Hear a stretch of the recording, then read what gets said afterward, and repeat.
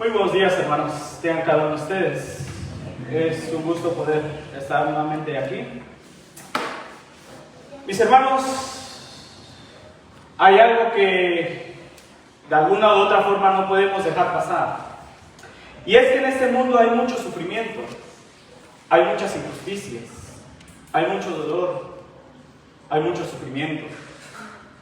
Hay esposas que sufren constantemente maltrato e infidelidades de parte de sus esposos. Hijos que sufren constantemente el maltrato de sus padres. Padres que sufren constantemente con la rebeldía de sus hijos.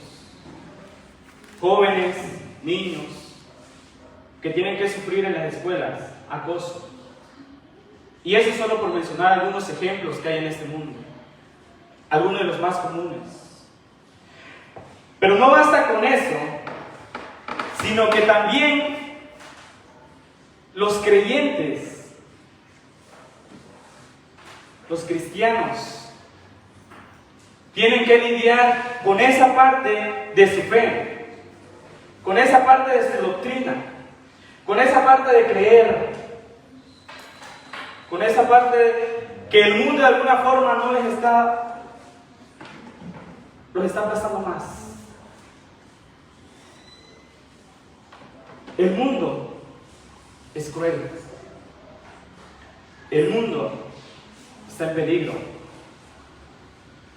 Y nosotros, como vuelvo a repetir, tenemos que sufrir, tenemos que padecer estas cosas.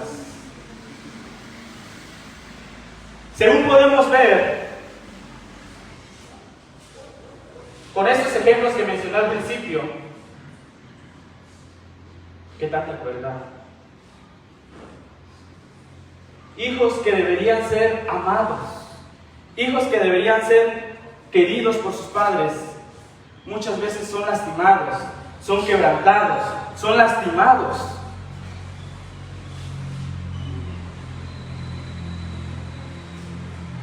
Esa parte principal, la familia, debería ser un núcleo. Los cristianos, por causa de su fe, padecemos, sufrimos. Según vemos en Mateo 5, 10 al 11, dice: bienaventurados los que padecen persecución por causa de la justicia, porque de ellas es el reino de los cielos. Bienaventurados sois cuando por mi causa los vituperen, persigan y digan toda clase de mal a vosotros, mintiendo. Y no solo esto, sino que el cristianismo de alguna parte es antagónico a este mundo, es decir, está en contra, siempre está en oposición contra lo que el mundo cree, lo que el mundo piensa. Y por más que queramos cambiar, el cristianismo va a estar en contra, siempre va a ser un rival contra el mundo. Y de alguna u otra forma, ese antagonismo va a estar. Estuvo antes con los apóstoles y está ahorita con nosotros. Juan 16:13 nos menciona que en el mundo vamos a tener aflicciones, vamos a tener dolor, vamos a tener que sufrir. Y este versículo en sí me va a dar paso para el tema del día de hoy, para lo que vamos a estar revisando. Quiero que me acompañen a 1 de Pedro capítulo 2 versículo 21.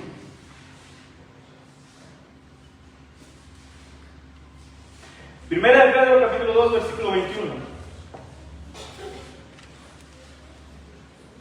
Dice de la siguiente manera: pues para esto fuisteis llamados, porque también Cristo padeció por nosotros, dejándonos ejemplo para que sigáis sus pisadas, en el cual no hizo pecado, ni se halló engaño en su boca, quienes cuando le maldecían no respondía con maldición. Cuando padecía, no amenazaba, sino encomendaba la causa al que juzga justamente, quien llevó él mismo nuestros pecados en su cuerpo sobre el matadero, para que nosotros, estando muertos a los pecados, vivamos a la justicia, y por cuya herida fuisteis sanados. Porque vosotros erais como ovejas descarriadas, pero ahora habéis vuelto al pastor y obispo de vuestras almas. En esta sección de la carta que Pedro está escribiendo, está mencionando sobre el maltrato que los cristianos de ese momento lo está relacionando con a veces el maltrato que nosotros tenemos. Está mencionando la autoridad. En los versículos anteriores, del 13 al 17, nosotros podemos ver la relación que había del creyente con el gobierno civil. ¿Cuál era la postura que tenía que tener el creyente ante estas autoridades?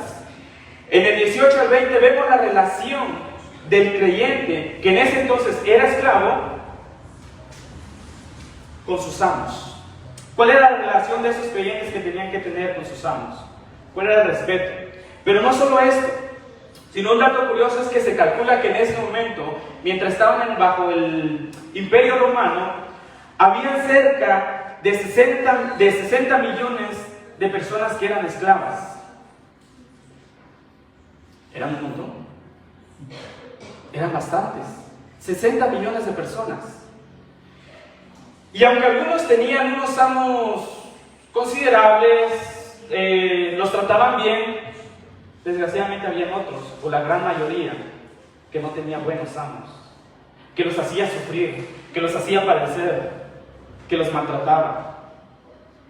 Eran amos crueles y perversos. En 1 de Pedro 2, 18 al 20, no solo a ellos menciona, no solo a ellos también se les está diciendo que están sufriendo.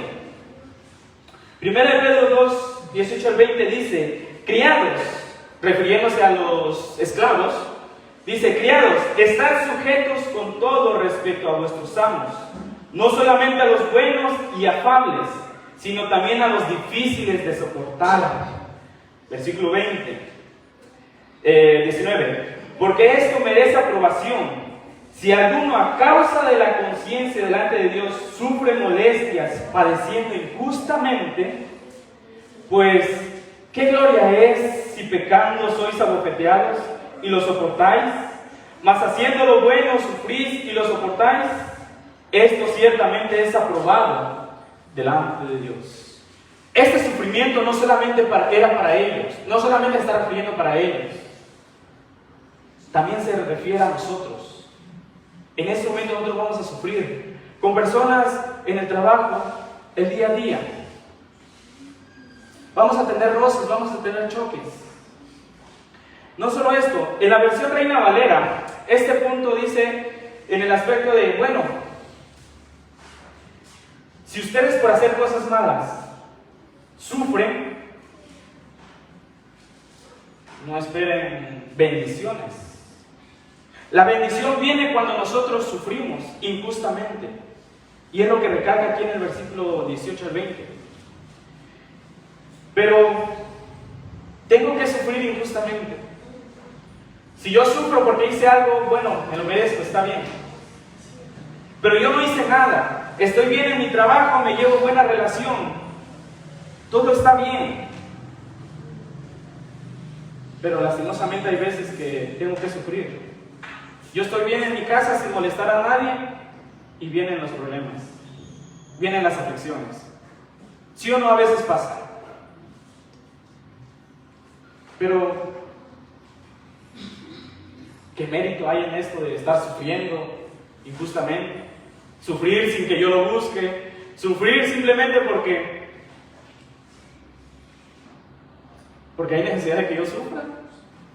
¿Cuál es el propósito de sufrir? Este punto que vemos aquí en este versículo, Pedro lo está haciendo para reforzar los siguientes versículos que va a tocar a continuación, en el cual, como les dije, va a estar basado en nuestro sermón de hoy. 1 Pedro 2:21 dice: pues para estos fuisteis llamados. ¿Para qué fuimos llamados? Para sufrir. Para eso fuimos llamados. Y no solamente eso, dice a continuación: para esto fuisteis llamados porque también Cristo padeció por nosotros, dejándonos ejemplo para que sigáis sus pisadas. Pedro describe a los creyentes como aquellos que han sido llamados por Dios. Nosotros, usted, yo, fuimos llamados por Dios para propósitos. Él nos llamó. Cuando alguien llama a otra persona, va por la calle y le dice, fulanito, voltea, dime. No, es que quería saber si tu nombre funcionaba. A ver si tu nombre sí servía. No. Cuando alguien le llama a alguien,